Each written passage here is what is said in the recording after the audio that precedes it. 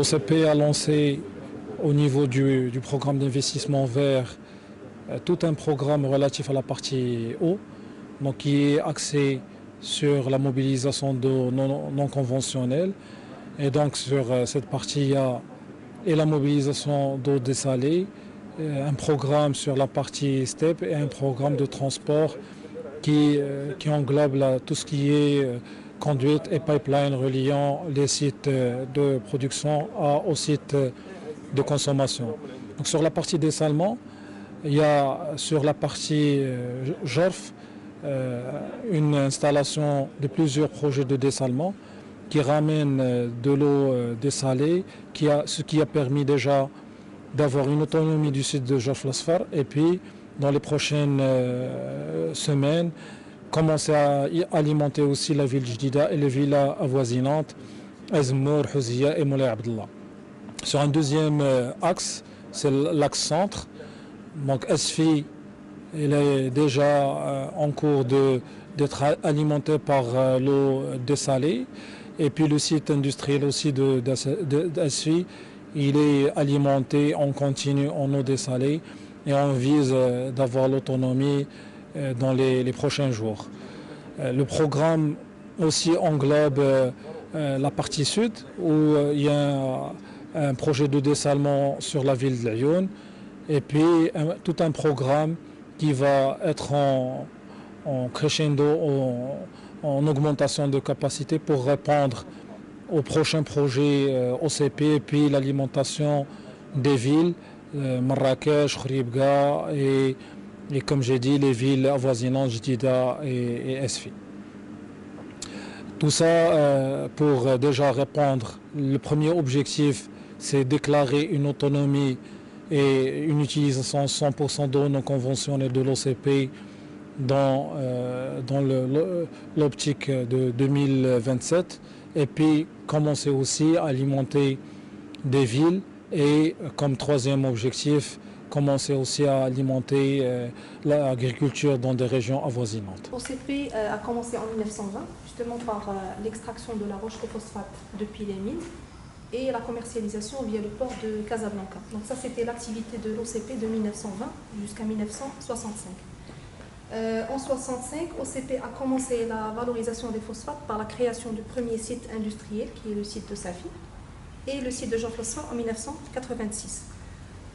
Donc on a pratiquement deux sites industriels, le site de Jorf et le site de Safi, et trois sites miniers qui sont la mine de Khouribga, l'axe Gantour qui est composé de Youssoufia Ibn Grir et la mine de Boukra au sud du Maroc.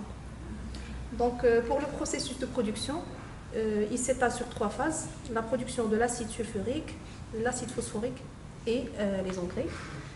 Donc justement pour produire l'acide sulfurique, on importe le soufre, on le brûle pour avoir le SO2. Après on passe conversion SO2, SO3. Après l'absorption du SO3 par de l'eau pour obtenir un acide sulfurique qui est hautement concentré. Cet acide sulfurique, c'est en fait un produit intermédiaire par lequel on attaque le phosphate pour avoir l'acide phosphorique. Donc l'acide phosphorique, donc une partie de cet acide est commercialisée comme elle est. Une deuxième partie, elle est en fait dédiée pour la production de l'acide phosphorique purifié. Et une troisième partie, elle est dédiée pour la production des engrais en ajoutant d'autres éléments comme l'ammoniac, la potasse. Donc ça dépend des produits qu'on veut produire, des engrais. Pour la configuration du site de Jorf, donc le site de Jorf s'étale sur une surface de 2000 hectares avec un mur de clôture de plus de 22 km.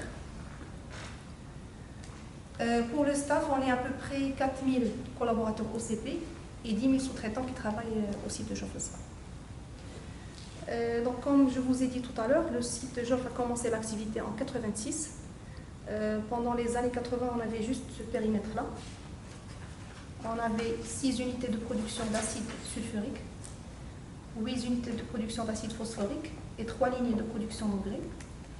À cette époque-là, on produisait à peu près 1,7 million de tonnes d'engrais par an. Bien sûr, OCP après a décidé d'étendre ses activités par lancer des JV, des joint ventures, notamment la première, Emafos,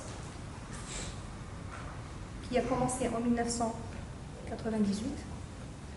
Et cette usine-là, elle produit un acide phosphorique spécial qui est le purifié.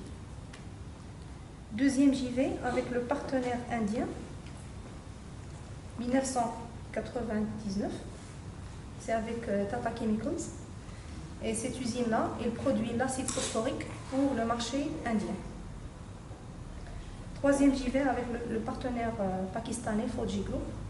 C'est la même activité, c'est aussi pour produire l'acide phosphorique pour le marché pakistanais.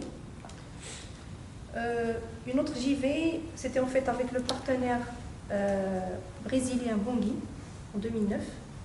Mais après, c'est devenu Gulf Fertilizer Company 5.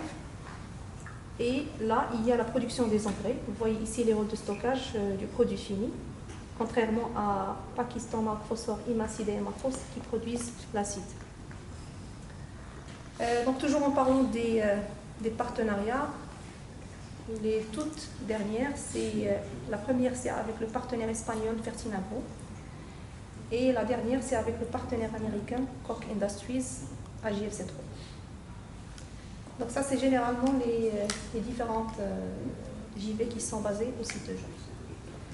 Alors en 2008, OCP a lancé un ambitieux programme de développement qui vise à doubler la capacité de la mine et tripler la capacité de la chimie. Ce programme, il avait 3 piliers qui sont l'augmentation des capacités, la réduction des coûts et la flexibilité industrielle. Donc pour le premier objectif qui est l'augmentation des capacités, donc depuis 2015 jusqu'à 2018, on a lancé 4 usines intégrées. Donc JFC 1, JFC 2, 3 et 4. Pourquoi on les appelle des usines intégrées? Parce qu'elles intègrent toute la chaîne de valeur. Si on prend l'exemple de JFC 1, elle a sa propre usine de production d'acide sulfurique, l'acide phosphorique et les engrais. Chaque usine intégrée, elle a une capacité de stockage de 200 000 tonnes et chaque unité produit 1 million de tonnes d'engrais par an. Donc maintenant, on a ajouté 4 millions plus le revamping des anciennes lignes, plus 3 lignes d'engrais qui vont ajouter 3 millions à notre capacité. Donc d'ici la fin de cette année, on aura une capacité de 14 millions de tonnes d'engrais par an. فبراير وتابعونا على المواقع التواصل الاجتماعي.